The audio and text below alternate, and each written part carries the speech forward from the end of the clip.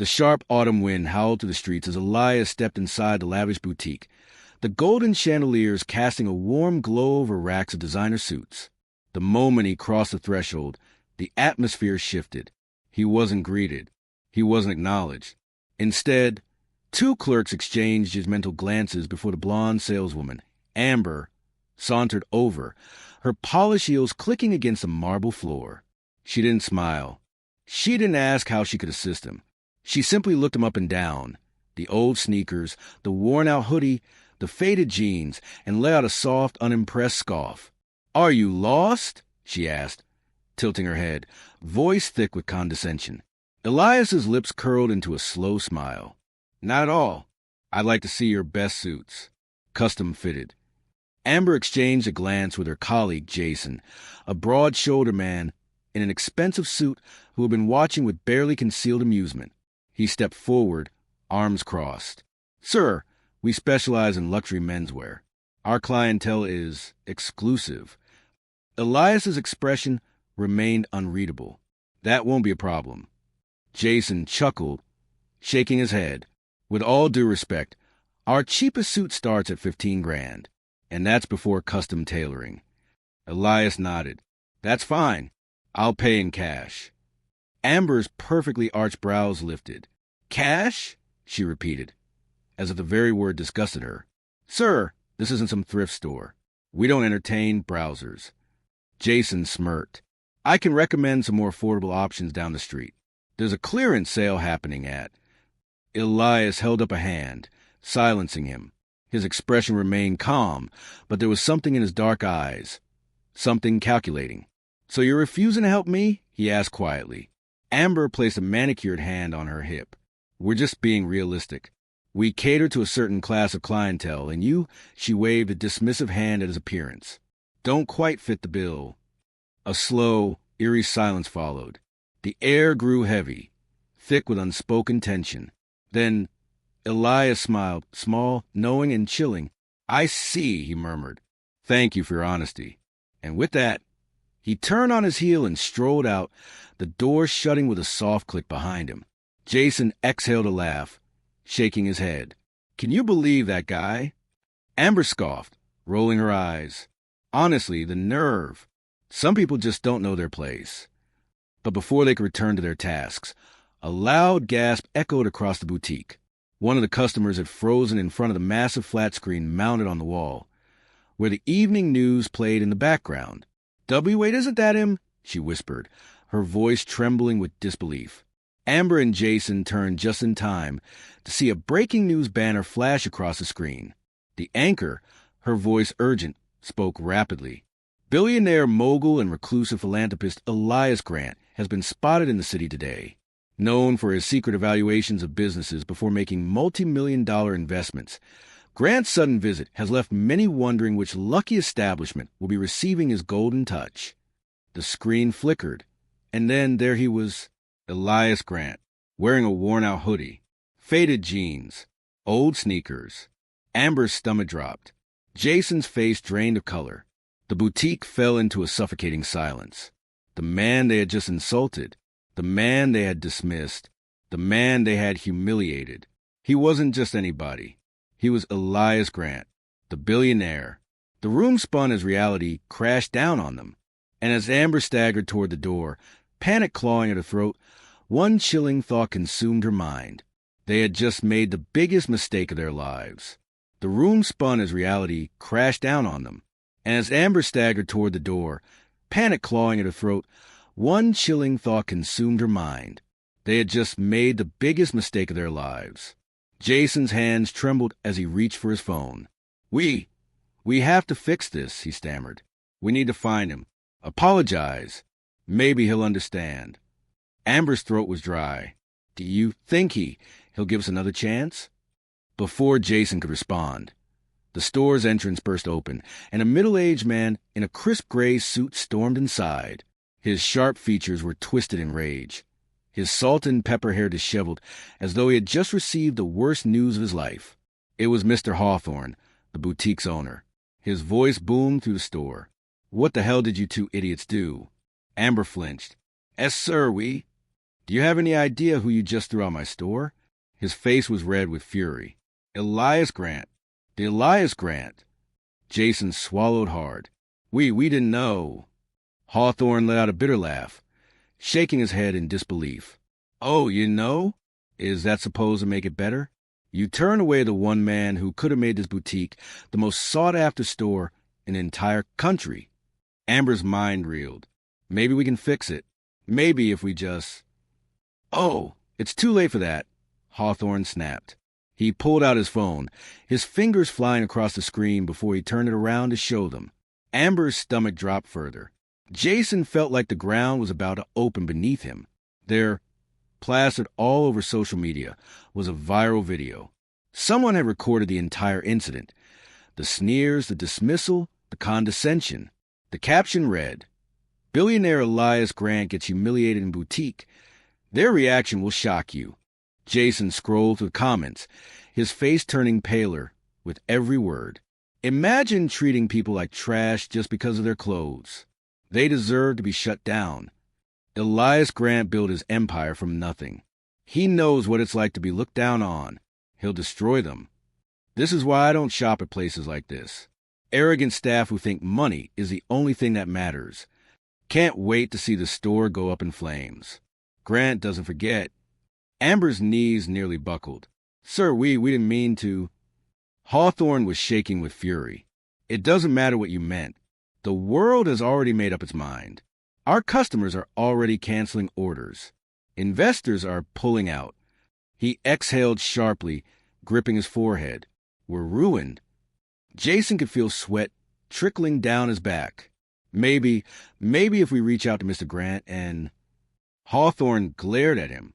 You think a simple apology will fix this? He let out a dry, humorless laugh. Oh no, son.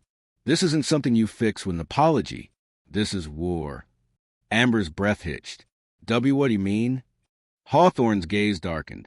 Elias Grant doesn't just forgive and forget. You humiliate him, he buries you. A deathly silence followed. Jason clenched his fists. So, what do we do? Hawthorne's jaw tightened. We get ahead of this. We control the narrative. We make him the villain before he can destroy us. Amber's eyes widened. But how? A slow, cold smile curled on Hawthorne's lips. I have connections. I can spin this story. Make it look like Elias Grant came in here looking for trouble, disrespecting our staff. Paint him as an arrogant billionaire who expected special treatment. Jason hesitated. That could work, right? Amber swallowed, looking unsure. But what if he fights back? Hawthorne's eyes flashed. Then we make sure he has nothing to fight with. Before anyone could say another word, the boutique's phone rang.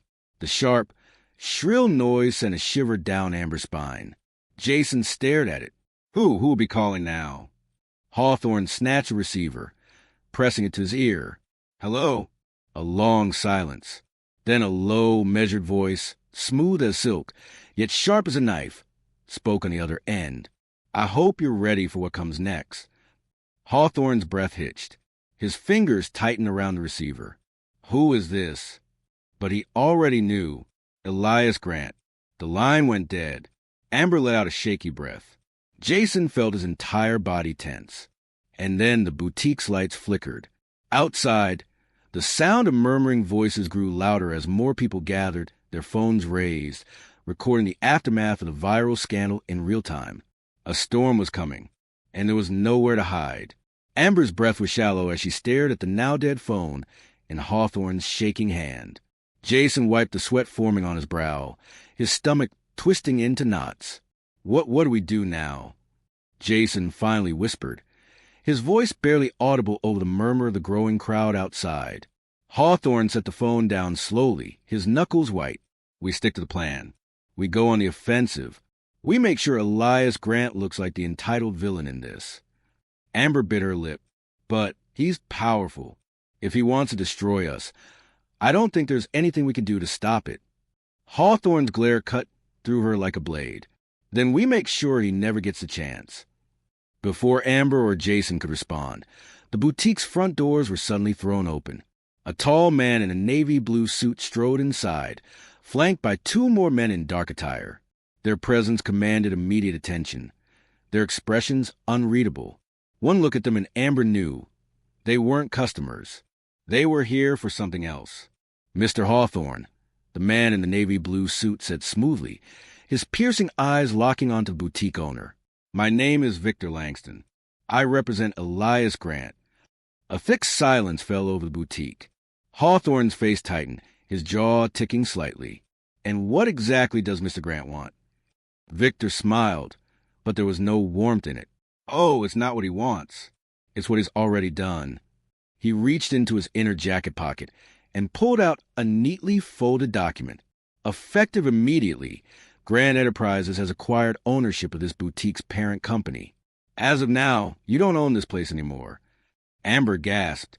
Jason's knees nearly buckled. Hawthorne snatched the document, his hands trembling as he scanned the contents. This is impossible," Hawthorne sputtered, his face draining of color. "I would have known if my company was being bought out." Victor adjusted his cuffs, his tone laced with amusement. "Oh, Mr. Grant is very thorough.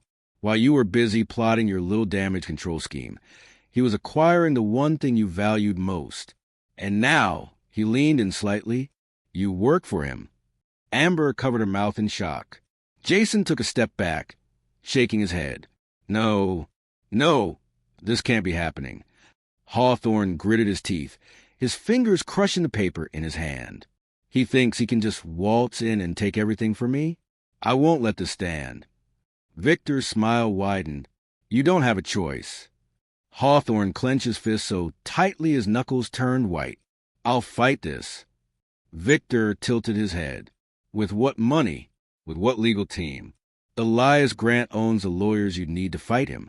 He owns the banks that fund your business. He owns the news stations that would report on this." He took a step closer. "Face it, Hawthorne. You lost the moment you turned him away." Amber's hands were trembling. Jason's mouth went dry. It was over, or so they thought. Suddenly, the boutique's doors swung open again, this time revealing a group of men and women in professional attire, cameras and microphones at the ready. Journalists. A woman at the front, holding a microphone with a prominent news logo, wasted no time. "Mr. Hawthorne, there are rumors that you've just lost ownership of this boutique. Can you confirm?" Another reporter stepped forward. "Is it true Elias Grant is now in control? How do you feel about that?" Jason swallowed hard, his head spinning. They were being devoured alive, and there was nothing they could do to stop it. But then, something shifted in Hawthorne's expression. The fear, the rage, all of it melted into something else. Calculation. Amber saw it immediately. The way his eyes glinted, the way his lips curled ever so slightly. Hawthorne straightened his jacket, cleared his throat, and then he smiled. "Ladies and gentlemen," he said smoothly, turning to the cameras with a dramatic sigh, "it seems that we've been caught in the crossfire of a ruthless billionaire's revenge." Amber's blood ran cold. Jason's stomach dropped. Hawthorne continued, his voice steady, his performance flawless. "Mr. Grant may be wealthy, but does that give him the right to bully small business owners? To buy out companies just because his feelings were hurt? Is this the kind of man we celebrate?" The reporters leaned in, eating up every word. Hawthorne's gaze flickered toward Victor Langston, his smirk deepening. "We've been nothing but dedicated to our loyal customers. We've built this boutique with integrity. And now we're being crushed under a man who thinks money can buy respect." A murmur spread through the journalists, their cameras capturing every second. Victor's smirk faltered ever so slightly.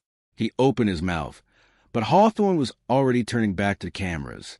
"So I ask you, the public, should one man's bruised ego be enough to take away everything we've built?" Amber's heart pounded. She had to admit, Hawthorne was a master manipulator.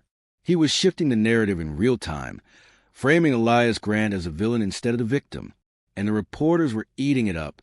Jason leaned in toward her, his voice barely above a whisper. "If this works, he might actually turn this around." Amber didn't respond. Her mind was racing.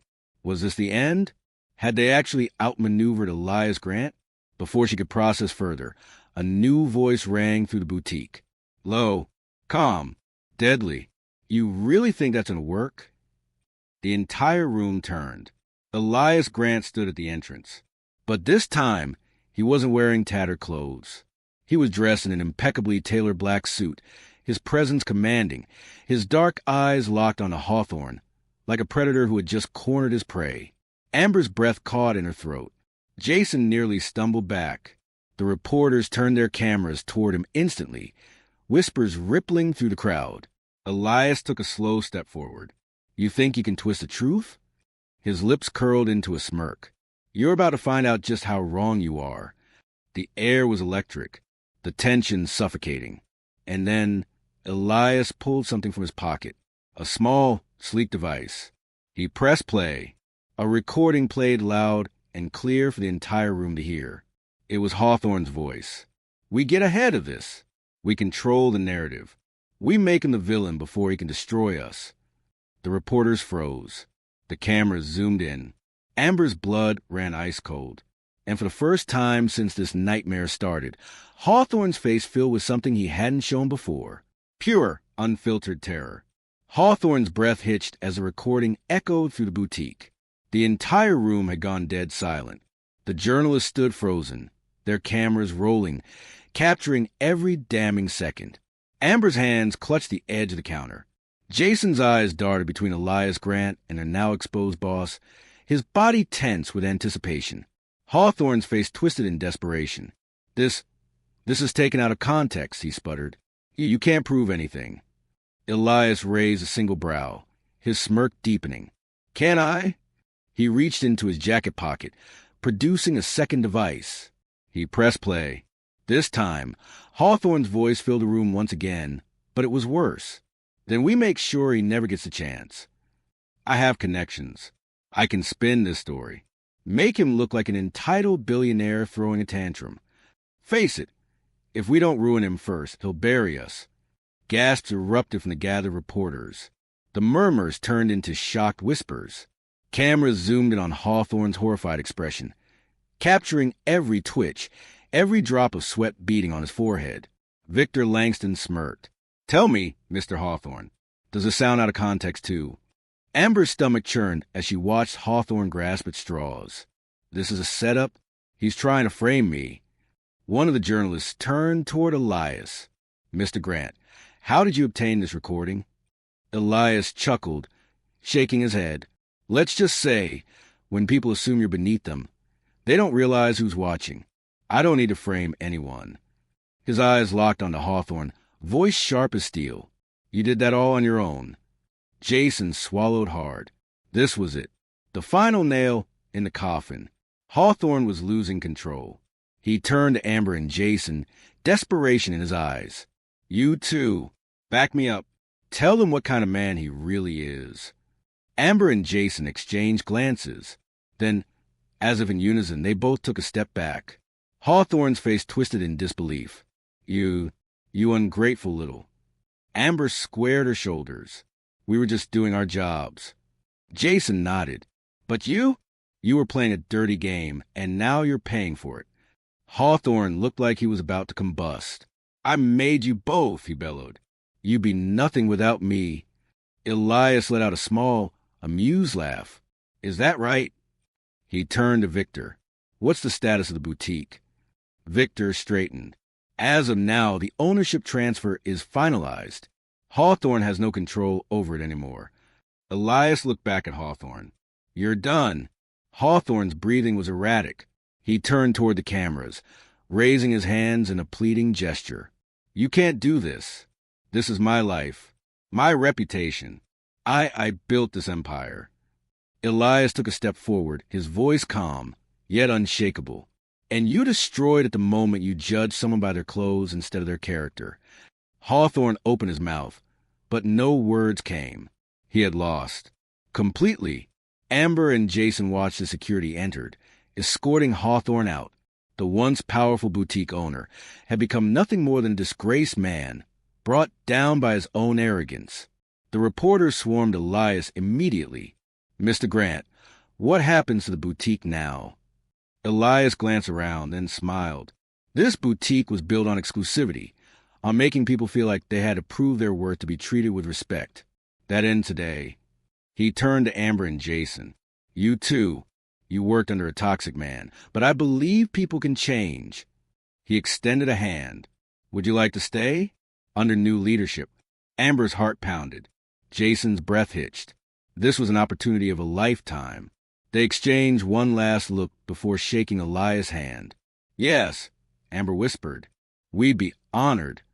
Elias smirked. Good. Let's make this place something worth stepping into. The cameras flashed. The internet was about to explode with the biggest downfall of the year. And as Hawthorne disappeared into obscurity, one headline would dominate the news cycle for weeks. Billionaire enters store in rags. They refuse to help until they see the news. If you love this story, don't forget to like, comment, and subscribe. What would you have done in Elias Grant's shoes? Let's talk about it in the comments.